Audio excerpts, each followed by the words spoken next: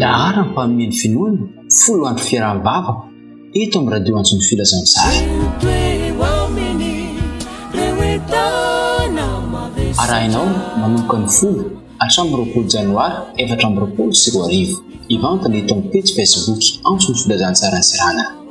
Lahara ny mpanomeny finoana fotoana manokana natao hitondranam-bavaka hifampahirizana. Manasanao anaraka tsy tapaka.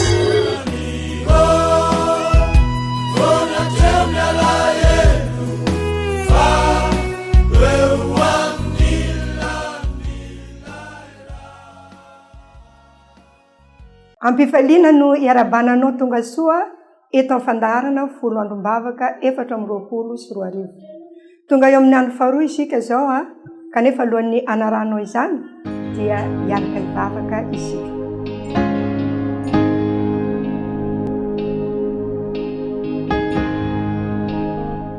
Rainay tsara indrindra izay any an-danitro, misaotranao izay no ny nanomezanao anay tombonandro ka navany nanaraka izao fandaharana izao.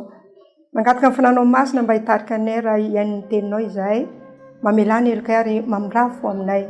Noho ny amin'ny anaran'i Jesosy, amen.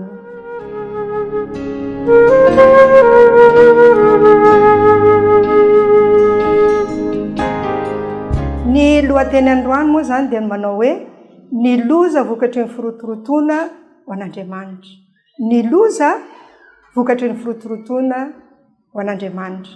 Noana tokoa moa no manenjika asa mirotoroto isika amin'izao fotoana izao. Inona no vokatra izany ary inona no tokony atao?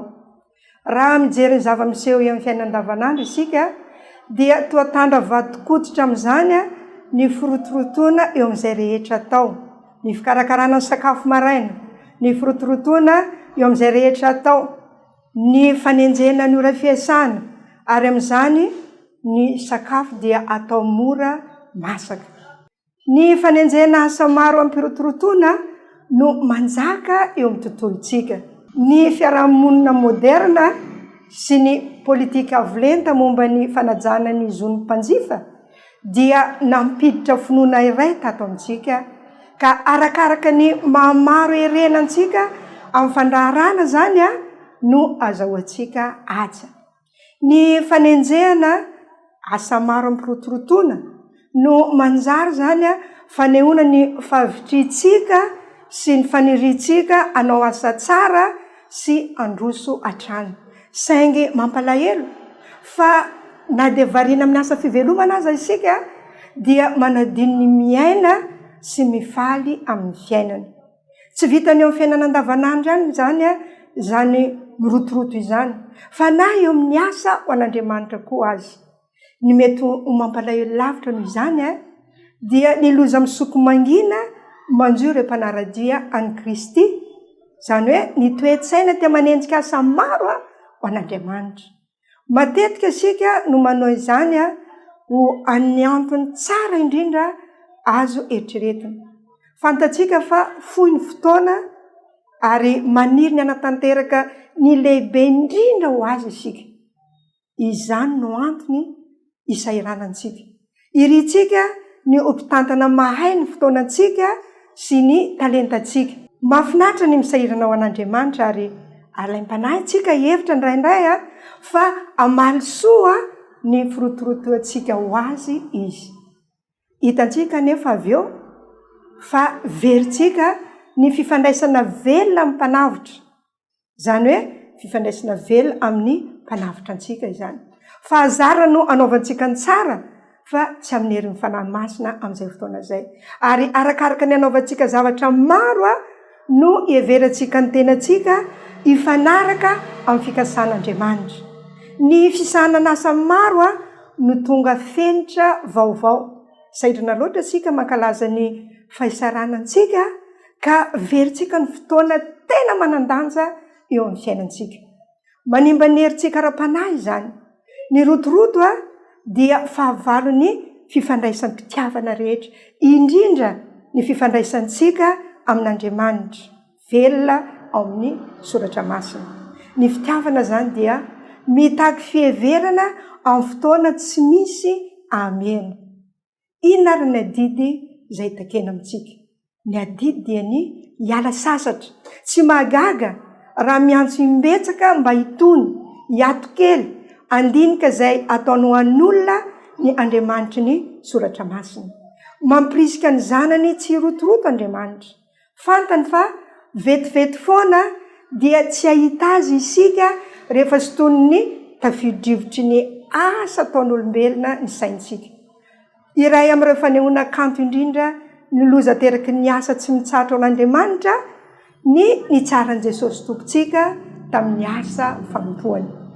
Nanondro lafiny lehibe makasika ny asa fanompoana izay niarahany tamin'ny mpianany io, Ellen White, ilay mpanoratra sy mpanabe kristianina. Ny fanany rehetra nefa napetrany teo amin'ny asa ho an'ny vahoaka ka natonga ny hery ny ara-batana sy ara-tsaina ho ritra. Adidiny kosa ny miala sasatra. Izany dia hita ao amin'ny boky soratany ao amin'ny fitiavana mandresy pejy 530. Andena isika maki teny iray araka izay hita ao amin'ny Marika 7:1-7. Marika 7:1-7. Toy izao ny vaky ny teny amin'ny anaran'i Jesosy. Ary ny apôstôly niangona teo amin'i Jesosy ka nilaza taminy izay rehetra efa nataony mba amin'izay nampianariny. Ary hoy Jesosy taminy, avianareo hitokana any an-tany foana ka miala sasatra kelikely, fa maro ny famoivoy ka tsy nisy hinanana azy. Dia nandeha an-tsamokely izy hitokana any an-tany foana. Indray andro Jesosy raha niaraka tamin'ny mpianany dia vahoaka maro be noho ny famoivoy teo, ary samy teo ho karakarainy daholo izy ireo. Inona nataon'i Jesosy tamin'izay? Nantsony ireo mpianatra 12 hiaraka aminy hitady toerana mangina mba azahoany miala sasatra. Lesona lehibe no ampianarin'i Jesosy eto, indrindra moa ho an'ireo izay mazoto manao asa fanompoana. Zavatra tsy fahita ny toerana mangina ho an'ny olona maro toy izany, kanefa hitany tompontsika fa tena ilaina ka dia nanafarany ireo mpanaraka azy.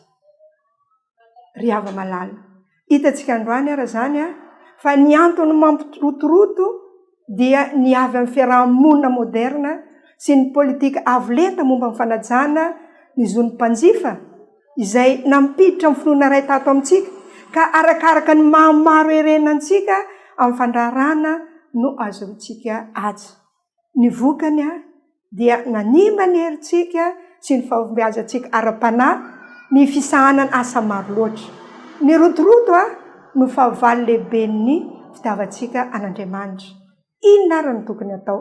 Ny tokony atao dia izao, andeha isika tsy hanampy zava-baovao hafa intsony amin'ny fandaharam-potoanantsika, fa ampihena izany kosa ka omentsika toerana ny fotoana manan-danja mampahery ny fanahy ary tony miaraka amin'ilay mpahary sy ilay mpanafitra antsika.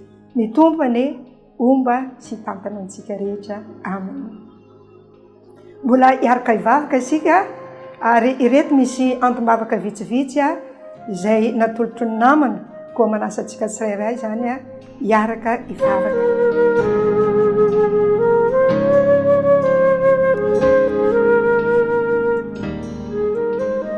Jesosy misaotra anao zahay satria noho ny fitiavanao anay dia nampafantarinao anay androany ny tsy mamety ny firotorotoana amin'ny asa izay mampihena ny fitiavana, ary mangataka anao izay mba hanampy anay azonay mandamina izany fandaharam-potoana izany.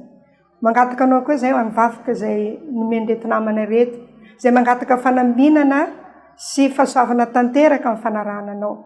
Misy mangataka ihany koa izay manana olana ao amin'ny tokantrano, mangataka anao Andriamanitra mba amahy izany olana izany, ka mba ho tokantrano anjakan'ny fifaliana sy fiadanana ane izany tokantrano izany. Izany tony-bavaka izany no apetraka am-pelantananao Jesosy io noho ny amin'ny anaranao. Amen.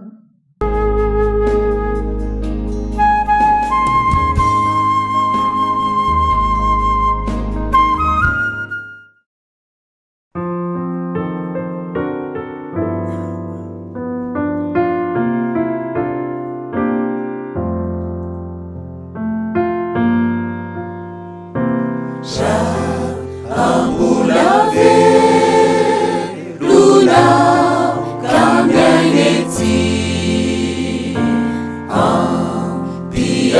Jesús, ampia Jesús, zay noanifaniry kutumpuo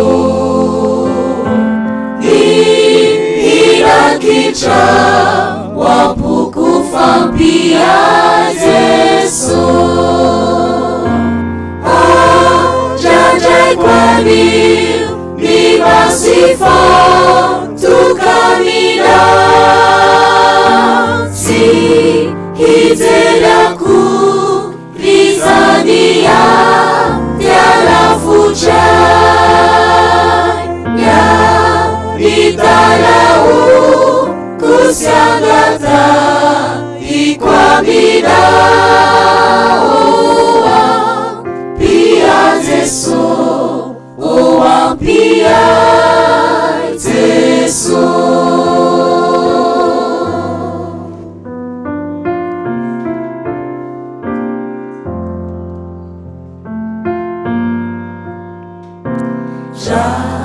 Hamburave luna kamyaeti pia Yesu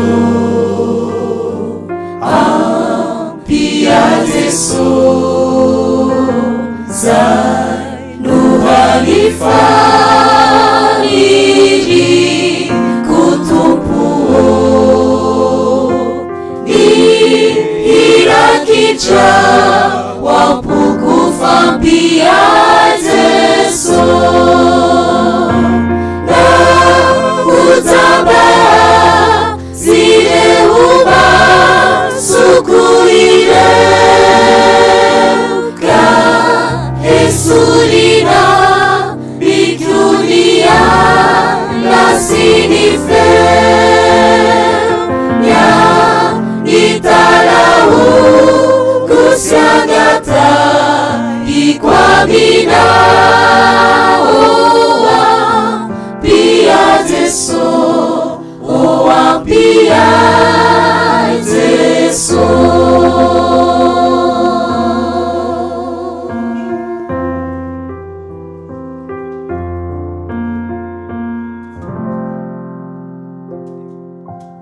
Dia zay zany fandarantsika androany ka mankasitraka anao zay nanaraka zany hatramin'ny farany ary mbola ito moa zany ny folo andro mavaka atsika amin'ny andro fahatelo rapitso koa asaina manokana ianao anaraka izany dia mametraka ny mandram-piona rapitso indray. Lahara ny mpanomeny finoana folo andro fiaraham-bavaka eto amin'ny radio Antsomy Filazantsara. Arahinao manomboka ny folo hatramin'ny roapolo janoary 2024 ivantana eto amin'ny page Facebook Antsomy Filazantsara ny Sirana. Lahara ny mpanomeny finoana fotoana manokana natao hitondranam-bavaka hifampahirizana. Manasanao anaraka tsy tapaka.